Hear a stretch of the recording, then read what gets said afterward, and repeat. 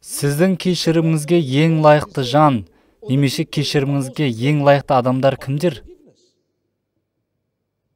Олар кім деп ойлайсыздар? Кімдер деп ойлайсыздар? Сіздің отбасыңыздың мүшелері және сізге ең жақын адамдар.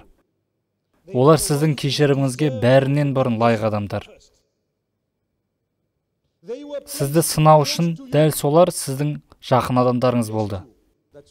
Алла оларды сіздің туысыңыз етіп таңдады. Бүгінгі күні күйеуіңіз бір қателік жіберсе болды. Неке аяқталып, жастар ажырасып жатады. Егер көлігіңіздің бір бөлігі сәл майысып кетсе, сіз оны істен шықты деп тастап кетпейсіз ғой.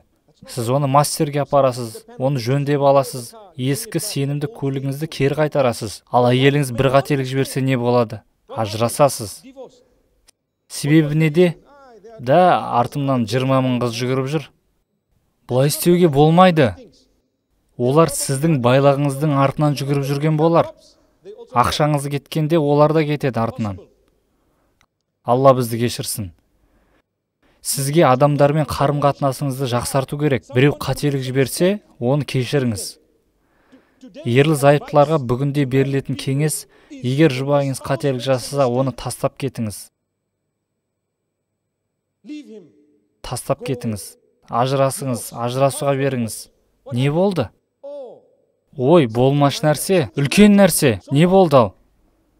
Бірақ мұсылман әйел, мұсылман еркек ретінде жұбайыңыз бір жерден қателессе, отырып Алладан кешірім сұрай бастауыңыз керек.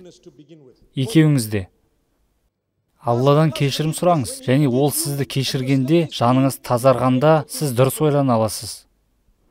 Сіз өзіңіз көптеген күнәларды жасаған кезде, және сізбен Алла субханаху ва тағаланың арасында таза қатынас болмай, дұрыс ойлай аламын деп ойлайсыз ба?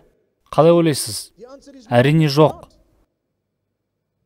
Сондықтан егер сіз Алладан кешірім тілесеңіз, Алладан сұрамай жатып, Алла сізді дұрыс жолға бағыттайды. Сабыр етіңіз, бұл үлкен нәрсе. Сабыр етіңіздер. Егер біреу өз күнәсін мойындап, бір тамшы болсын өкініш білдірсе, сізге оларға мейірімділік таныту керек.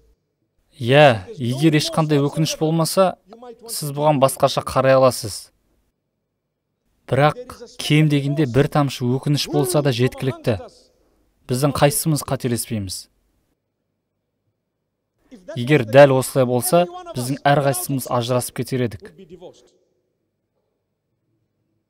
Аллах субханаху ва тағала бізге жар болсын. Сондықтан некеңізді сақтаңыз, балаларыңызға жұбайыңызды кешіру арқылы қамқор болыңыздар.